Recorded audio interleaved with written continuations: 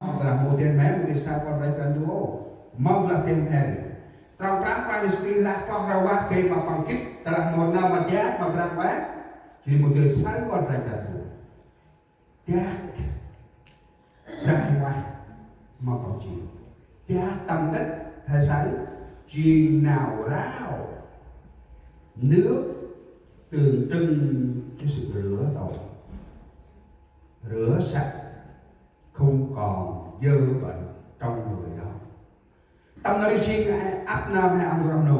chất can mà là hai cụ tài chế là hèm một ông mà bự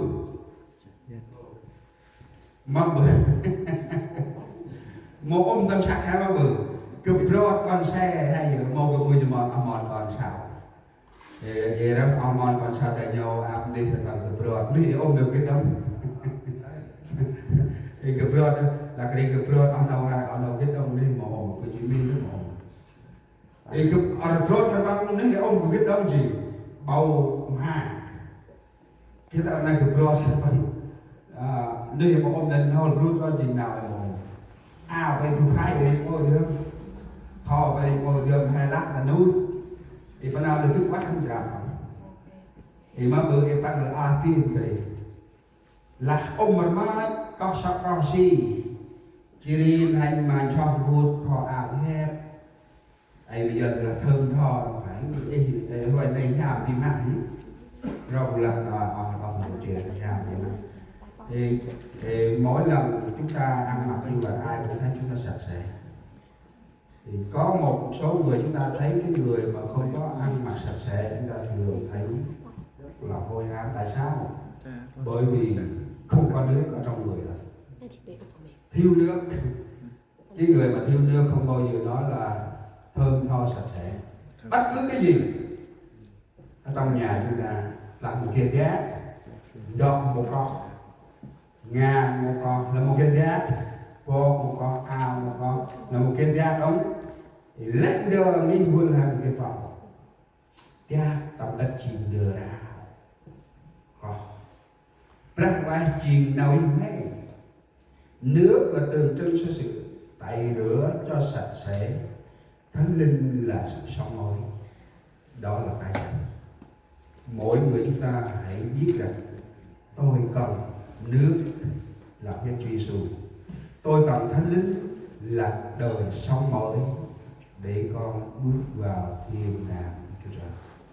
Ta là hẹn một cái rằng là nếu chúng ta không chuẩn bị đời sống thuộc linh, chúng ta không cần thiết sự tải sạch Đức Chúa Trời, không cần thiết Đức Thánh Linh ở trong chúng ta, thì đời sống thuộc linh chúng ta rất là trống rỗng. Vì nào đi xuyên hay tầm huyên đó, ta là hay một kiết gia nông thuộc đất ham primary street, vì một kiết ra ngoài lý tâm thế nào cho hề chìm cho ngân chỉ một kiết nào hai là nằm ngoài nào. Nhưng Rusut nào rằng ngoài Rusut Yohan của ba trong rau nằm lại là có rau ăn mong được kết vương này sắc hay rằng dù về bài mong được kết vương sắc trên lời sắc mong được kết vương ra về quẹt trên ra về quẹt này chỉ là đấy rằng ra hay sai anh Rusut nào ngoài mong được kết vương này sắc chỉ ngày sắc mong được kết vương ra quẹt chi bẹt có họ thì là chi già nhỉ hay chi con sau già. Chúng ta sanh bởi xác thịt, chỉ bởi xác thịt. Chúng ta sanh bởi Thánh Linh là thần. Chúng ta muốn cái gì? Chúng ta nếu trở nên để được Thánh Linh của Chúa Trời, trở nên thần ở cùng Đức Chúa Trời,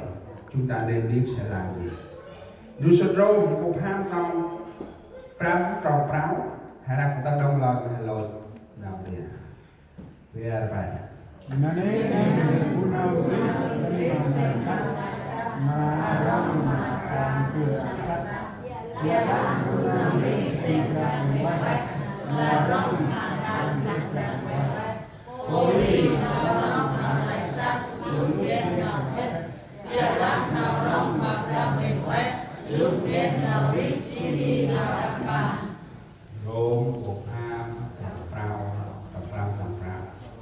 Này hay sao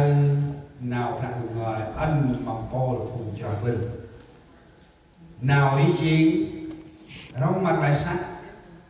nào chi bắn lúc lại và nằm hết cho nên ta là hè rong lúc vừa nào bước ra ngoài hem là cái nào đi đập mặt áp nam hem là xe quay nào là người thì tự dương nào là người thì bắn là cái nào đó là một kia đi áp nam hè xe quanh người nông áp nam hè chúng ta mỗi người chúng ta cầu nguyện với Chúa rằng sát lòng mình chúng ta có cần sanh lại hay không? Chúa biết mỗi tấm lòng chúng ta, Chúa biết mỗi nan đề, mỗi khó khăn, Chúa biết điều đó. Chúng ta cùng nhau đến với Chúa nhiều phút này và cầu nguyện giao đời sống mình cho Chúa. Cần ra có thể từng đến một sao mà phải